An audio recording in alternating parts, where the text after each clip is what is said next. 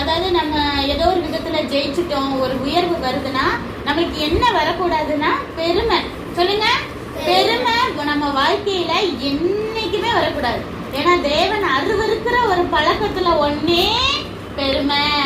சரியா? அப்ப வந்துட்டு இப்போ நம்ம நல்லா படிச்சோம், இல்ல நல்லா விளையாண்டு எதையோ ஒன்று ஜெயிச்சிட்டோம், பெரிய ஒரு கோப்பையை ஜெயிச்சிட்டோம், இல்ல நான் ஸ்கூல் ஃபர்ஸ்ட் வந்துட்டேன் +2ல, இல்ல நம்ம ஸ்டேட் ஃபர்ஸ்டே கூட இருக்கலாம். அதை கொடுத்தது யார் தான்? அந்த வெற்றியை கொடுத்தது தேவன் தான். அவரா நம்ம மேல கிருபை வச்சு இந்த பிள்ளைக்கு கொடுப்போம், இங்க கவனிங்க, இவளை இன்னைக்கு ஜெயிக்க வைப்போம், இந்த விளையாட்டுல ஜெயிக்க வைக்கணும், 4 பேர் கிளாப் பண்ணுவாங்க, பாராட்டுவாங்க, மிஸ் பாராட்டுவாங்க, வீட்டுல பாராட்டுவாங்க. எப்பயுமே பாராட்டு வந்து ஒரு சந்தோஷமா எடுத்துக்கலாம். என்னைய தேவன் வந்து நல்லா படிக்க வச்சிருக்கிறாரு, எல்லாரும் நல்லா படிக்கிறேன்னு சொன்னாங்க அப்படின்னு ஒரு சந்தோஷம் இருக்கலாம்.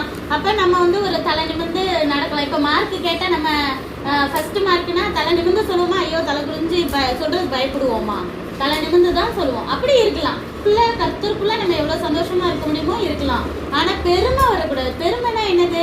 என்னாலதான் முடியும், நான் தான் முடியும், என்னை விட்டா யாருமே இந்த உலகத்துல கிடையாதுங்கிற மாதிரி தவக்கூடாது.